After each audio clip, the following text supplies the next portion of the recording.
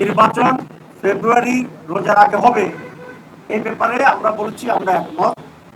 এখানে আমাদের কোনো তারিখের ব্যাপারে আমাদের কোনো দ্বিধাদ্বন্দ্ব নাই, দ্বিমত নাই, কোনো কনফিউশন নেই। কিন্তু একটি দল নির্বাচন সুষ্ঠু করার জন্য যখন আমরা কতিপয় শর্তের কথা বলি, যেটা বাস্তব, তখন এই বলতে চায় আমরা এই তারিখে নির্বাচন চাই না, ষড়যন্ত্র করছি। এই কথাটা বলাটাই একটি ষড়যন্ত্র বলে আমি মনে করি। কারণ হচ্ছে ইলেকশন হচ্ছে একটা পারসেপশনের ব্যাপার। এখন উনি আজকে আমাদের সাথে বলেছেন জুলাই চার্টার এটা ওনারই সাবজেক্ট এবং এটা হইতে হবে, কিন্তু এটা অর্জন না করে নির্বাচনের ট্রেন ছেড়ে দেওয়াটা এক ধরনের আমি কি বলবো, এক ধরনের ভুল সিদ্ধান্ত। কারণ একটা দল যেভাবে চেয়েছে সেভাবে হয়েছে, তারা নির্বাচনে দিয়ে গেছে। আমরা উৎসবমুখরভাবে এই নির্বাচনে নির্ধারিত তারিখে অংশগ্রহণ করা সম্ভব এবং সেটা হওয়া উচিত। যদি তার ব্যর্থ ঘটে তাহলে বাংলাদেশ এক বিশাল নৈরাজ্যের দিকে চলে যাবে এবং নির্বাচনে আমরা যেটা দেখছি মনে হয় যেন কোনো জায়গা থেকে এক ধরনের নীল নকশার নির্বাচন আবার করা যায় কিনা সেরকম উদ্যোগ করছে। আমরা এবারে স্পষ্ট বলি, কোনো নীল নকশা বাংলাদেশে বাস্তবায়িত হবে না, হতে দেওয়া হবে না। এবং এই সরকারকে জাতিকে নিয়ে সেই উদ্যোগ নিয়ে সেই পরিস্থিতিকে নিশ্চিত করতে হবে। আর যদি সেরকম একটি সুষ্ঠু অবাধ নির্বাচনের দিকে না গিয়ে দেয়, যদি পরিকল্পিত একটি ডিজাইন ইলেকশনের দিকে যায়, তাহলে গণতন্ত্রকামী দেশপ্রেমিক ভারত বিরোধী শক্তির পক্ষে এরকম পরিকল্পিত নীল নকশার নির্বাচনে অংশগ্রহণ করার সুযোগটা সংকুচিত হয়ে যাবে, যা দেশের জন্য কোনোভাবেই কল্যাণকর হবে বলে আমরা মনে করি না।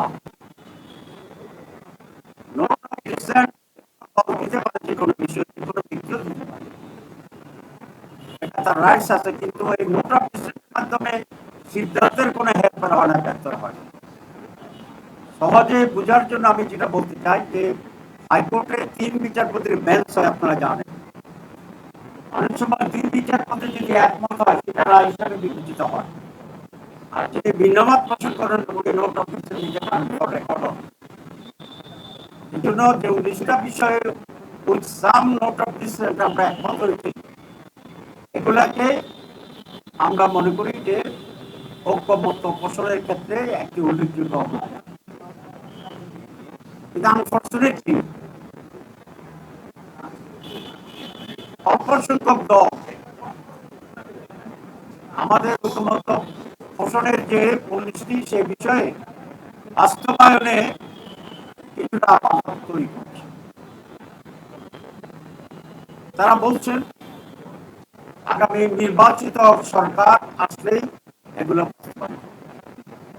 আগামী নির্বাচিত সরকার যদি বাস্তবায়ন করে তাহলে এখানে আমরা ঐক্যমত পোষণ করে পরিস্থিতি কেন, তাহলে তো এই রিফর্মটা পরের সরকারি উদ্যোগ নিতে পারত, করতে পারত।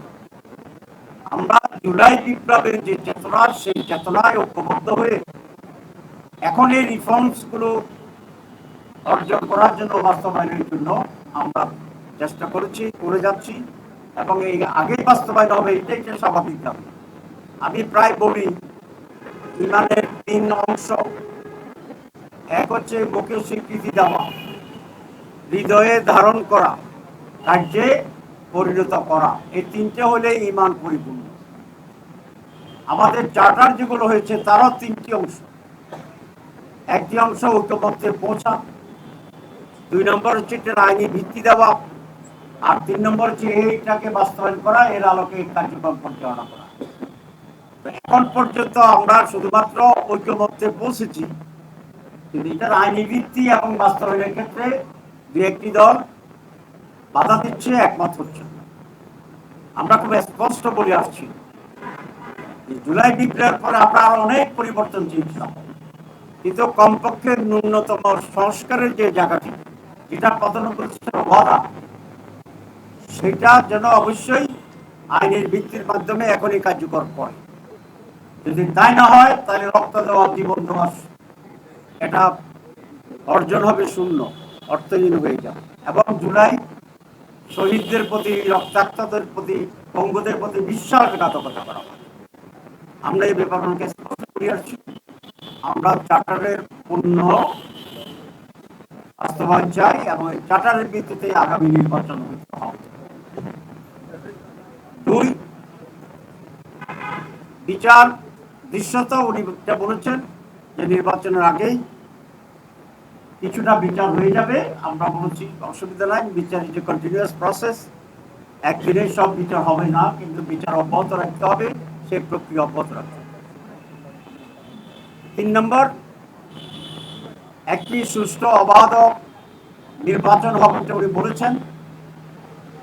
আমরা ওনার বক্তব্যের নীতিগতভাবে একমত হয়ে কার্যকারিতার ব্যাপারে ভিন্ন মত পোষণ করেছি। আমরা বলেছি যে বর্তমান সরকার এবং আরো কিছু দেশ বিদেশি শক্তি মিলে নির্বাচনকে সুষ্ঠু হওয়ার ক্ষেত্রে বাধা তৈরি করা চলেছে। একটি নির্নকশার নির্বাচনের দিকে আমরা যাচ্ছি কিনা সেই ব্যাপারে আমাদেরও প্রশ্ন তৈরি হয়েছে, জনমনেও প্রশ্ন তৈরি হয়েছে। কারণ হিসেবে আমরা বলেছি যে এই সরকার লন্ডনে গিয়ে নির্বাচনের তারিখ ঘোষণা একটি দলের সাথে বৈঠক করে, এটা নজিরবিহীন ঘটনা এবং এতে করে তার নিরপেক্ষতা পূর্ণ হয়েছে এবং একটি দলকে বেনিফিট দেওয়া হয়েছে মানুষের পারসেপশনের ক্ষেত্রে যে এই দলটি আগামী নির্বাচনে পাবে। 2, আমরা বলেছি যে 5ই অগাস্টে যে জুলাই ডিক্লারেশন ছিল, ঘোষণা, সে ঘোষণাটিও সকলের সাথে আলোচনা করে ঐক্যবদ্ধের ভিত্তিতে ঘোষিত হয়নি। সেখানে কতিপয় বিষয়কে প্রাধান্য দিয়েছে, কতিপয় বিষয়কে তারা অ্যাভয়েড করেছে এবং সেটা নিরপেক্ষতা হারিয়েছিল এবং এটা অসম্পূর্ণ ছিল। 3, আমরা বলেছি যে একই দিন বিকালে আরেকটা টেলিভিশন ভাষণে নির্বাচনের তারিখ ঘোষণাটা আমাদের কাছে মনে হয়েছে যে কোনো একটা চাপে পড়ে ওই দিনেই এটাকে ঘোষণা করতে হয়েছে।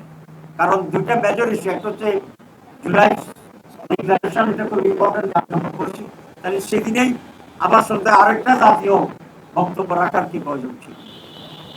এখানে কোনো একটা চাপ আছে বলে আমাদের আসল করছে, আমরা এটা ওনাকে বলেছিলাম। 3 নম্বর হচ্ছে সরকারের উচিত ছিল জুলাই সনদের ব্যাপারে একটু স্পষ্ট ভাবে সিদ্ধান্ত গৃহীত হওয়ার পরেই নির্বাচনের রোড ম্যাপ এবং তারিখ